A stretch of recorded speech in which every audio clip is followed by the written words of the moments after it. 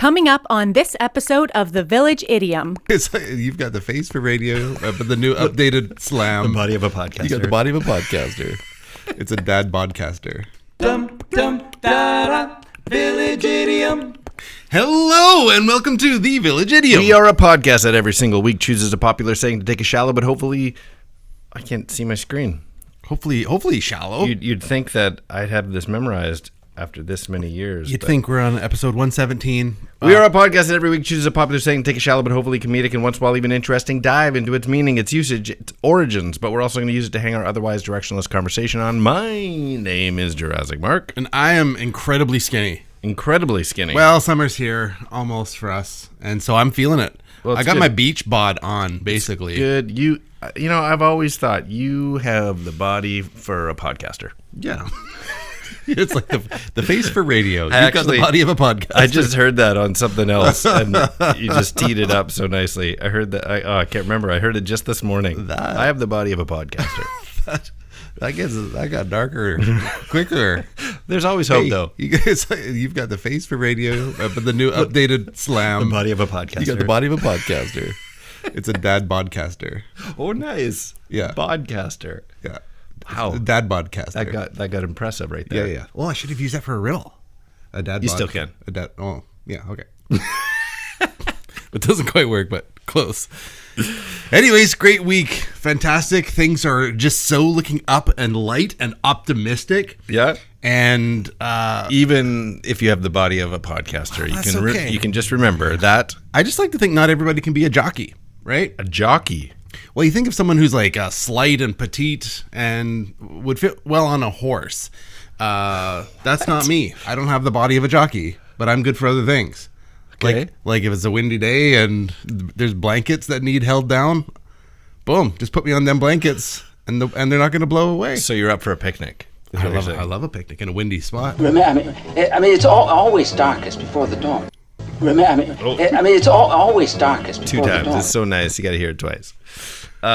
It's always darkest before the dawn. I was trying to tee that up, and then you got me genuinely interested in like jockey and body and. Well, just say hypothetically, I'm designed. Let's just go with I am designed to be jockey body, a specific way. Okay. Okay. To best fulfill my life's purposes, right? I am perfect for that. Okay. And so I feel like this is all still a setup. No, on some cosmic level, I feel this is God's work. It is. This is his handiwork right here. And what's even more interesting, he personally chiseled out this Adonis figure before you. You know, what's even more interesting to me is that you were made in his image. Boy, God's got weight problems. Well, but he doesn't have confidence issues. Those that wait upon the Lord. The scales of justice were not kind. I am the way. EIGH. Did I cross blasphemy line? I'm not sure. I am the way, the truth. That's funny. That's funny. Anyway, today has nothing to do with weight. Yahweh. Okay, that went over. My bad. Sorry, Lord.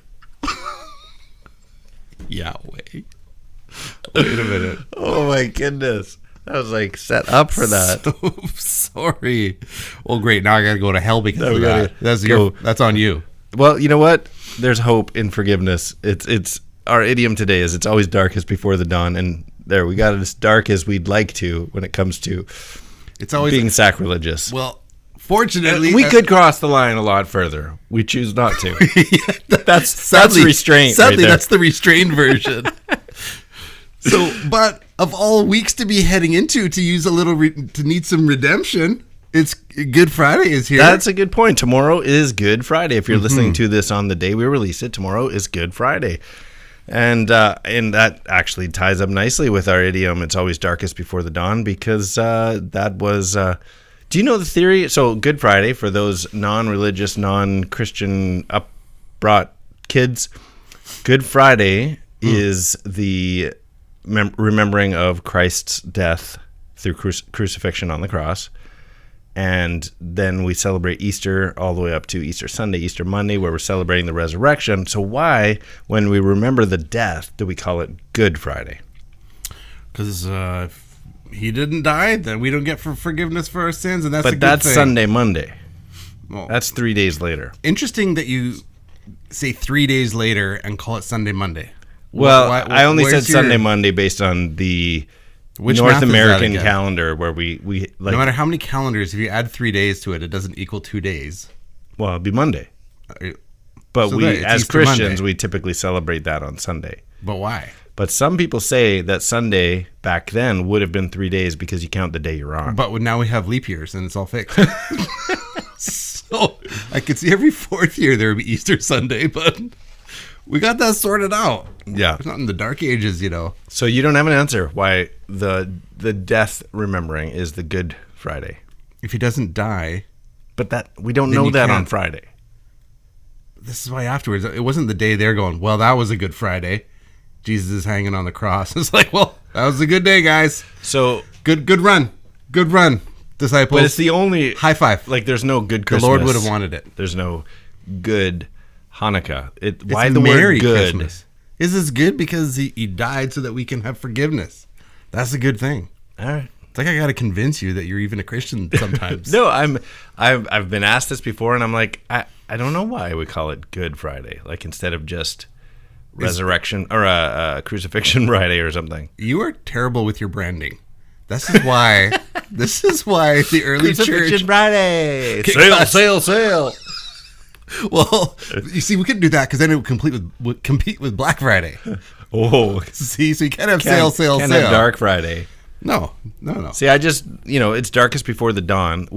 If we're using that in reference to the Easter celebration and historical death and resurrection, the darkest point would be Friday. Good Friday would be the darkest point before the resurrection. Like a great many things, that's a perspective issue. Because this is the day that he went to hell to get the keys to Did come back to... or did not, upon his death, the sky go dark? Sky went dark. Dark Friday. Darkest before the dawn. Dark Fridays does not roll off the tongue. Dark Friday. Did you see it roll right there? No, but then we have Black Friday. Friday darkly. It's like you're George W. Bush right now. We're going to darkification. Anyway, it's always darkest before the dawn. It is Easter. We celebrate a death, which would be, generally speaking, a dark time. Is death even a dark time? Well, let me tell you a silver lining. Because sometimes people's passing is just like a breath of fresh air. And I don't mean that in a bad way. Where it's like if they've been suffering and life has been just... Yeah, I know what you're saying. That kind of, hard, and they've been going through pain, and it's like the sweet, take me sweet release of death. Like, Okay, so I have a story to go with that. But All right. just to move away from Easter, I always thought Good Friday had some tie-in to the good news being fulfilled. Good news, Good Friday. Like, we are all born into a world of sin. We all are sinners. We battle with that our whole lives. And then the Easter celebration is the hope in Jesus taking the ultimate punishment for our sins, but then himself beating death and resurrecting on 3 days later, coming out of the tomb. So Good Friday, good news in that redemption story, which is what you originally said. So you were right. Yeah. Okay, so I've had diarrhea since Easter. today in my day job, Okay. something came across my desk where I work. I have people donating money. We have money coming in, all for good causes, and some are monthly donations, like automated withdrawals. And came across my desk. Oh, this one failed this month, like one of the automated ones. So depending on the reason, I pick up the phone and call them, and that's what I did today. And so I called up this number, and this woman answers, and she was elderly. I could tell she was elderly, and I said, maybe I'll just change names here today. I said, hey, is Jonathan there? And she said, no, I'm sorry, he's not here right now. Can I help you? I said, I'm calling from, said my name of my organization. And he has a monthly contribution that he gives, and looks like something's wrong with the card, or maybe need to change things up. Sure. Updated expiry date. And she goes, oh, who are you again? So I tell her, and she goes, oh, okay. Jonathan's dead. Oh. I'm like, oh, I'm so sorry to hear that. And it wasn't a name I'm familiar with. Mm-hmm. Like, might as well be just complete stranger. And I'm like, oh, I'm so sorry. Yeah, he died 2 weeks ago. And she goes, I'd really like to help you, but I give to a lot of other organizations. I'm like, no, like, it's fine. Yeah. But it was a shock, actually. Yeah. Like, I'm calling thinking, oh, yeah, new card, new expiry. date. Yeah. Jonathan, and she said it like that. Jonathan's dead. That is heart-wrenching. Yeah. Great. So you could tell she was feeling it, but Yeah. there's no silver lining to this story. It was just, Yeah. we're talking about No, death, no, no, and no. I'm like, that happened today. Yeah, death is what you just did to the mood of this of the podcast. That's what you killed. You killed the vibe. Well, it's always darkest before the dawn. Which is its so own it can lie. only get better. Okay, so that's its own lie because it's actually darkest. Did you look this up? I looked it up. I'm like, is it? It can't be. No, but just in my brain, it's darkest before it goes pitch black. Or No, it's darkest at pitch black. Well, yeah, sure. Yeah, that makes sense. You know what I mean? Yeah, so it's just before the dawn. It's always darkest before the dawn. It's like, no, it's darkest before it goes completely black. Like, that's the darkest. Yeah. It's like a black hole that just sucked all the light out. So I thought I made some notes in here about there was some actual information about exactly what you're saying about what is the darkest. And then I discovered this website called darksky.org, which is the 10... This sounds like the X-Files. No, this is much more natural. This is the 10 darkest place on Earth for studying the stars. Oh, okay. And it's all like South Africa, New Zealand. There's 1, 2, 3, 4, 5, 6, 7 in the U.S., which I was surprised by just because of pollution and whatnot. Australia, New Zealand, BOT. Botswana? Is that what BOT is? Sure. B period, O period, T It period. is now. Something of... I'm confused by that one. Anyway, Chile. And so these are famous places where they're called dark sky sanctuaries. There's 10 of them that you can go to study the stars in the darkest places on Earth. But what I always find interesting about that is if you've ever gone camping where you're a little off the grid and you see the stars, it almost seems brighter than when you're at home because the moon and the stars are that bright. I'm just perplexed that because of the way the planet rotates, that isn't like the moon up at some place most of the time. Well, it would. So like, why is it Botswana? Does Botswana not get a moonbeams? Oh, I don't think so. I think we all get our share of the moon depending on the time. Then how of is the it month, darker right? in Botswana? I think it has to do with If it even is pollution and Botswana. stuff. I think it has to do with like I would imagine the U.S. ones you're between mountains or in valleys. Fraser Valley. Yeah, maybe not there, but you know what I mean. Like it's all about location, blocking out pollution, blocking out man-made light. Did you know you can see a candlelight from? I can't remember now. I think it's 3 miles You're totally away. making this up. Okay, next darkest trivia. Just before you're cooking something, just before you burn it. It's darkest just before you burn something. No, it's darkest way after. All right, you got me on that one. Have you heard of Vanta Black? Was this the one that sucks up light? Yeah. Yeah, okay, yes. So it's the darkest paint, and it's actually microscopically a bunch of tubes that actually traps light in. Great. And I don't know if you've seen pictures of it yet.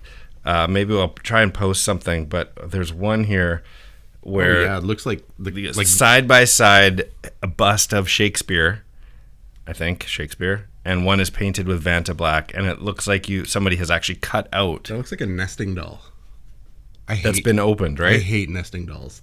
They're just so This one was interesting. nesting dolls are just so full of themselves.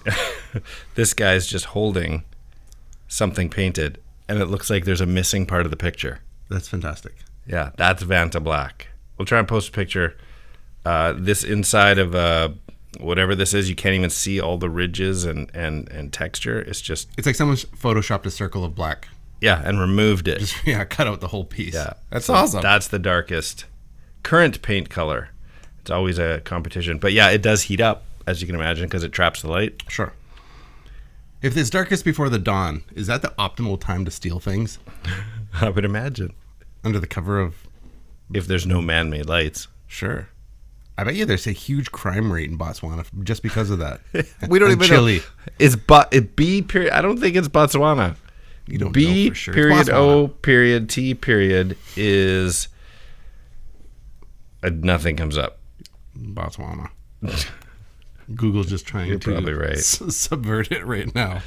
Anyway, Yeah. So, anyways, how about if you would take the time, reach out to us on one of our social media things. tell us how much time we have wasted. No, and comment on why don't you make your own phrase? It's always darkest before, and then fill in your own. And in a couple of weeks, we'll collect some and pick the highlights and read them out to you. It's always darkest before the blank. It's always darkest before. Just fill in, make it work. Make it work. I like this idea. So yeah, so on Instagram, I feel like we're going to get a dozen answers from Dang Alano. the.village.idiom, the Village Idiom podcast at gmail.com, or Facebook, YouTube, Twitter at 3 Minutes Gone. Speaking of Dang Alano, I'm gonna give a little shout out to him for helping something screwed up with our upload this week, and he was quick to correspond and say, "Hey, missing your podcast like day of." Super helpful because we thought it went through. We thought everything was tickety boo. Yeah, something went hinky. Talk to us, you guys. We love hearing from you for whatever reason. Yeah, that's a good thing. All That's right, a good thing. Let's do some fun stuff. I said some words, where'd they go? Where'd they go? No one can know. I turned around and looked behind. Those Words came from another mind. Origin! That happened in the car. You started singing, and the person just turns up the radio louder.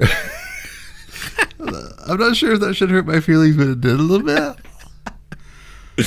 All right, well, let's get into the origins of It's Always Darkest Before the Dawn. This is one of those improving proverbs that are the stock in trade of the contemporary in self-help manuals and talking therapies. The darkest hour has long been figuratively used to mean the lowest ebb. I didn't make up those words. I thought it was well put, though. The lowest ebb. And there are tons of examples of it in print, even dating all the way back to the late 1700s.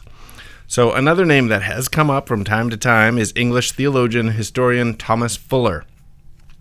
He appears to be the first person to commit the notion that the darkest hour is just before the dawn to print.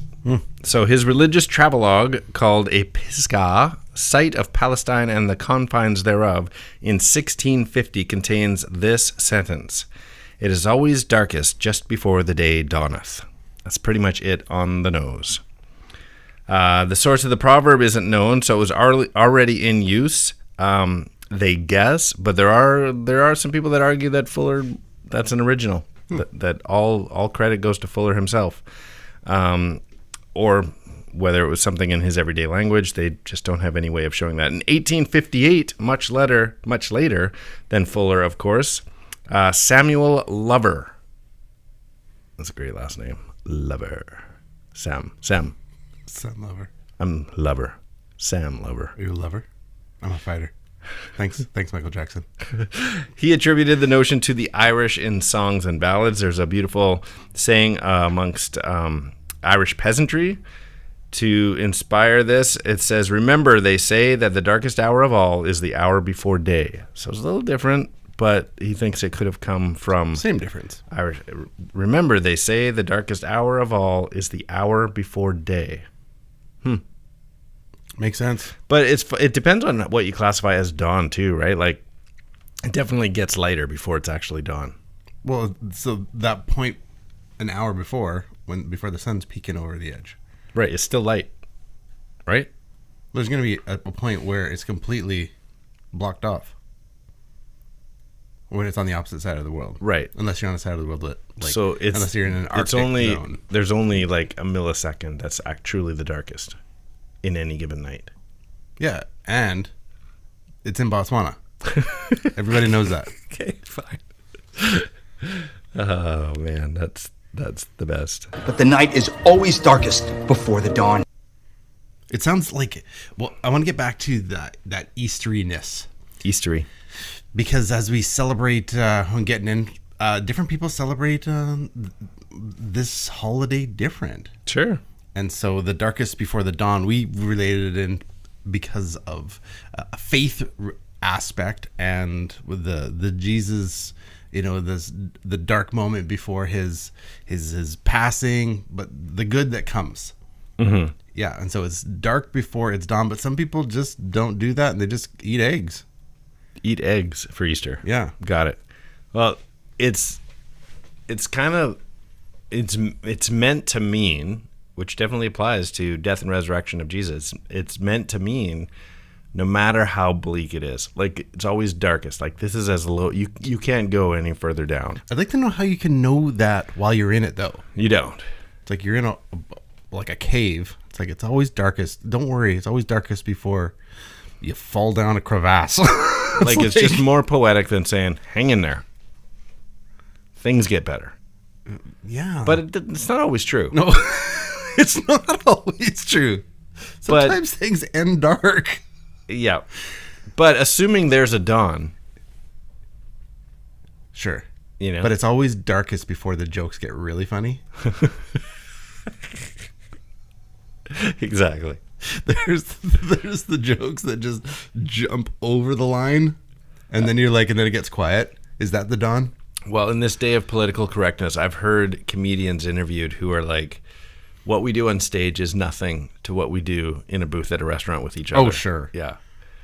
It would be like workplace suicide if you televised all their nonsense. Because that's a more polished, refined version. But when the cameras aren't running, I'm sure they say the worst things. Oh, yeah. I just started do an accidental plug for another podcast. Just started listening to Kevin Hart's, I think it's Inside the Gold Mines, MINDS, and it's just him interviewing comedians, but they mostly get original.